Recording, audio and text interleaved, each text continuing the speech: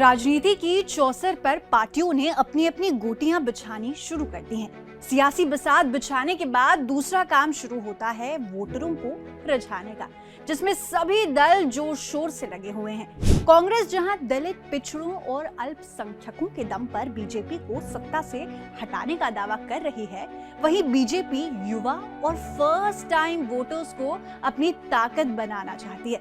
चुनाव आयोग का आंकड़ा बताता है कि देश में कुल मतदाताओं की संख्या 96.8 करोड़ है।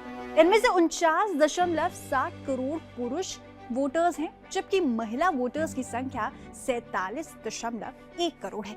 यह आंकड़ा खास इसीलिए भी हो जाता है कि बीजेपी को जिस पहली बार वोट करने वाले वोटर्स से उम्मीदें हैं, उनकी संख्या 1.8 करोड़ है, जो करीब 6% हो जाता है।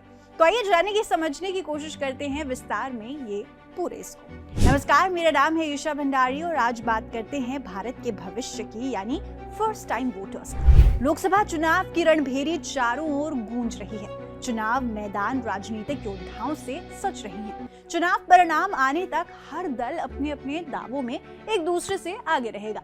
पार्टियां अपने प्रत्याशियों का चयन जातीय समीकरण और हार जीत का गणित लगाकर कर रही है। बीजेपी अब की बार 400 पार का नारा देकर अपने विजय रथ को जारी रखना चाहता है। बीजेपी का फोकस अपने कोर वोटर के साथ फर्स्ट टाइम वोटर्स पर भी है। देश का 1.8 करोड़ युवा जब इस बार अपनी उंगली की ताकत से वोट करेगा, तो हमारा, आपका और देश का भविष्य तय होगा। बीजेपी जानती है कि अगर लोकसभा चुनाव में फर्स्ट टाइम वोटर्स को अपने पाले में कर लिया जाए, तो अलग अलग राज्यों में होने वाले विधानसभा चुनावों को भी आसानी से साधा जा सकता है। युवाओं की बात करें तो भारत में 18 से 29 साल के बीच तकरीबन 20 करोड़ वोटर्स हैं। अब देश की जनता का मत ही तय करेगा कि अगले 5 सालों के लिए सत्ता की डोर किसके हाथ में रहेगी। दुनिया के सबसे बड़े महाकुंभ में 96 करोड़ से अधिक लोग अपनी हिस्सेदारी निभाएंगे। अब जब बात चली है, तो थोड़ा दूसरे आंकड़ों पर भी चर्चा होनी चाहिए। देश में ये पहली बार है जब चुनाव आयोग ने एडवांस लिस्ट तैयार की है। अब ये एडवांस लिस्ट क्या है, वो आपको समझाते हैं। जिसकी उम्र 1 जनवरी 2024 को 18 साल नहीं हुई थी, उसका नाम चुनाव आयोग ने एडवांस लिस्ट में रखा है।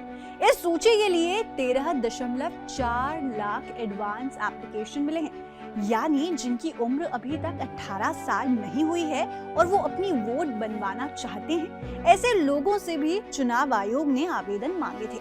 अच्छी बात यह है कि इसमें देश के युवाओं ने खासी दिलचस्पी भी दिखाई है। अब थोड़ी चर्चा करते हैं वोट डालने की प्रक्रिया पर। अब फर्स्ट टाइम वोटर्स होंगे, फर्स्ट टाइम वोट करने जाएंगे, तो क्या प्रक्रिया होती है, जानने का उनको बिल्कुल आभास होना चाहिए। तो मतदान केंद्र में प्रवेश करने पर आपको 3 मतदान अधिकारी एक दूसरे के बगल में बैठे मिलेंगे। सबसे पहले पहचान सत्यापन के लिए सबसे बाईं और वाले मतदान अधिकारी के पास जाना होगा।